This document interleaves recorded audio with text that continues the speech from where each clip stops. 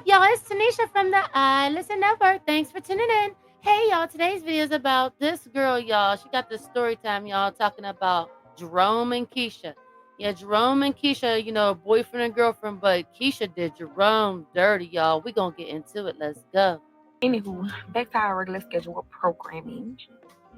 Story time. Today's episode of Miss and Mimosas is brought to you by Jerome. I was so geeked to get a story from my man. I ain't lying. So Jerome thought he had found the love of his life, Keisha. Okay. I mean, him and Keisha was, if we locked in, ain't no switching up. Okay. So he thought. Keisha was his queen. He wined and dined her. Whatever she wanted, she got. She never had to ask him for nothing. It was one of them relationships. You ain't even gotta have a wallet around me, okay? You know the energy I'm trying to have. Jerome, you single? My bad. But yeah, Jerome thought Keisha was the one and he could have, he saw himself marrying her pretty much. Now, let me just give you some quick context and you go understand why. So Jerome and Keisha, they have social media. But Keisha thought it was a good idea that they didn't be friends on social media. As a matter of fact, she thought that they should have each other blocked. Y'all know what time it is. Now, her reasoning was, old social media pretty much breaks up happy homes. And, you might see a man comment and liking my stuff and getting your feelings. I might see a woman comment and liking your stuff and get up in my feelings. So I just think it's best we don't cross those paths. Not Keisha. Not me. I would have, thought some insecurities or you're doing a little something. But Jerome was giving Keisha the benefit of the doubt. Locked in. Now Keisha is an entrepreneur, so she works non-traditional work hours. She travels, for her job and all kinds of stuff like that. But Jerome trusted her. He's never had a reason not to. She leaves her phone around him. She always, answers when he calls. They FaceTime. He's just never had a reason to suspect Keisha was doing anything. So on this particular day, Keisha is out of town for work. And, Jerome, he's at work. And he get a text message from one of his homeboys that reads, "You good?" So he respond, "Yeah, man, what's up?" "Oh, I was just checking on you to be sure you was okay." "I mean, I'm fine. You know something I don't?"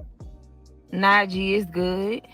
So before he can even respond again, he get a text from another one of his friends saying, "I'm on my way over there." He said, "On the way to my job?" He said, "Oh, I was going to your house. I thought you would have been at home." "Why would I be at home on a weekday? Y'all know where I'm at. Monday through Friday, 9 to 6. "Oh, well, it's just when I heard, I thought you would have been at home." "Her, wait." So that friend was like, "Man, you don't know?"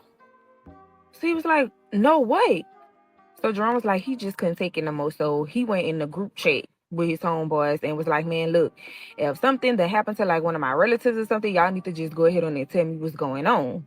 One homeboy respond to eyes, one of them respond to crying emojis, and then somebody drops a Facebook link. Well, when he clicks on the link, remember Keisha has him blocked, but the link opens because the link isn't from Keisha page, but Keisha is tagged in it. Now, y'all, what do y'all think Keisha did?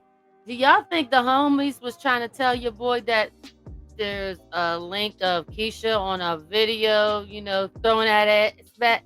I don't know. We gonna continue. And it's a recording where it was a live, but it's a story recording now of Keisha's wedding ceremony at the Justice of the Peace. And by now, y'all know the groom was not Jerome. My man says he tried to stand up, his knees buckled, he hit that floor, he needed some oxygen. My bad, that's not funny. He said he was down there for probably about 5 minutes, but it seemed like 50.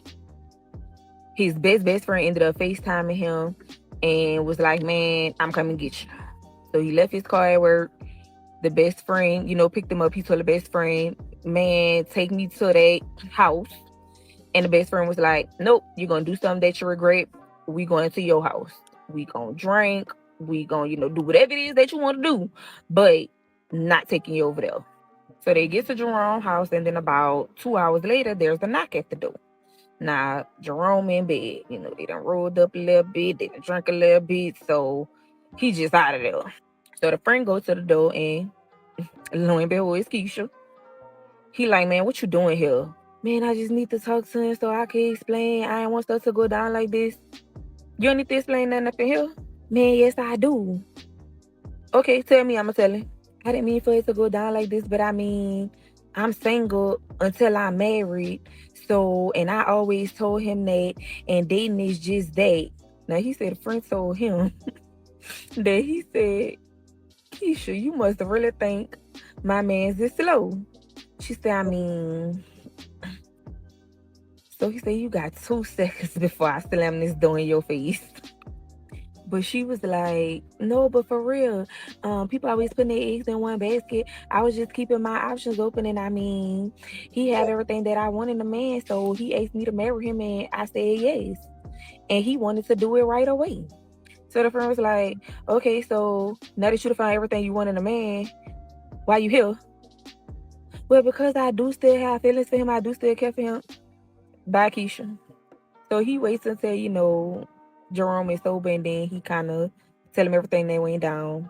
And Jerome is just like, man, I'm over it. Like, I got a career. I have things that I could potentially lose messing around with her. Man, it's her, yeah. Like, I just knew she was baby. I knew she was the one. Don't even worry about it. I'm going to get over it. So, Now, mind you, she sat here and said she can't have all her eggs in one basket, and that she told Jerome, like hinted that she wanted to get married, and I guess Jerome was moving too slow. So wait for it. You decide to go and then get with an opportunist man. Yeah, we're gonna say simp. Someone that wanted to show up and deliver everything that you wanted by the basket of you snapping your fingers. Like, for real, girl, like for real. We know this homeboy has been around. He's been around for some time. He was in the bushes chilling and waiting, chilling and waiting and chilling and waiting. This ain't no new boo. This ain't no new boo. And for Jerome to really think that she was the one, oh man, cuz like you don't read well at all. Let's continue.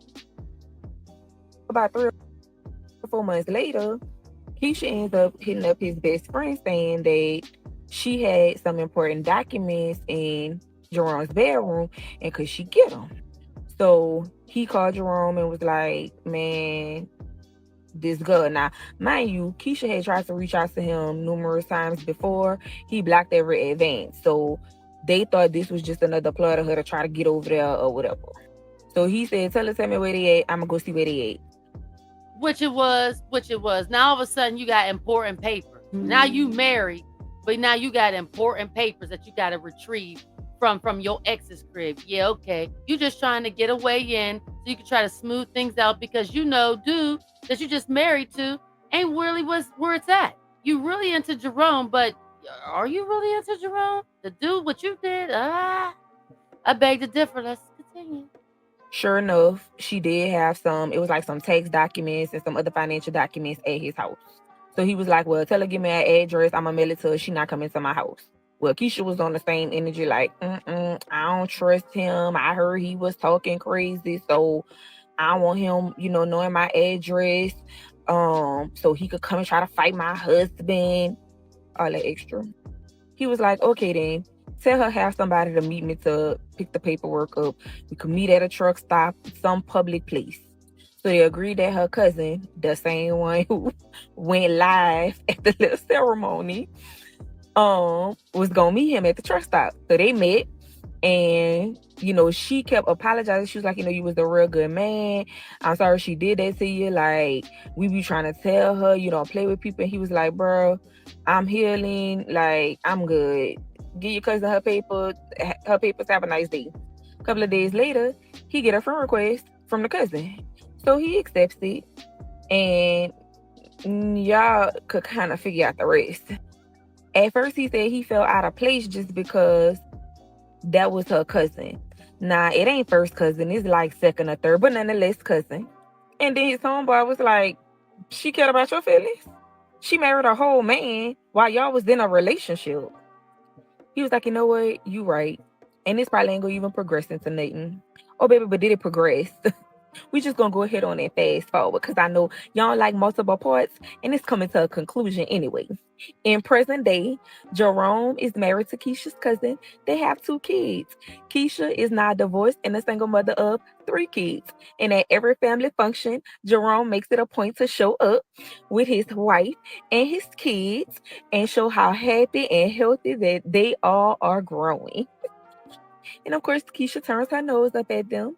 And her cousin no longer have a relationship, which her cousin is perfectly fine with because she thinks Keisha is a despicable human being. That end. Wow, y'all.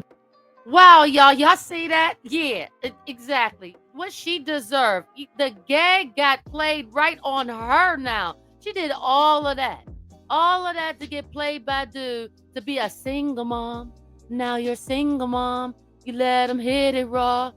It's like that was the baddest move to do now. Now you sitting here and got to go to every little family function and wait for it. See your ex-beau with your, not your first cousin, not your second cousin, but your cousin in them. Yeah, your third cousin. That cousin that you don't even really consider cousin, only you consider cousin when y'all around each other. You like cousin. Yeah, that one. Because she don't got no love for you, no loyalties for you at all. She sat there and backdoored the fuck out of you with no problem. That's right. And of course, Jerome was here for it. I mean, why wouldn't he? Why would he care? You just played him, played him, played him. His homies got to witness that. His homies had to put him on to the play. Like, then he had to go to social media to see what he saw, all for you to just to feel position. You did all that for that promise ring, and then had to return the bling. Had to return the bling because the bling had to leave off that finger. No more ring, no more marriage, no more real lifetime reality boyfriend, someone that really, really cared for you. No more of that. Because again, y'all, he said he thought she was the one. Well, let me know your thoughts on this matter. Comment down below. Like, share, comment, and subscribe. Thanks for watching. Bye.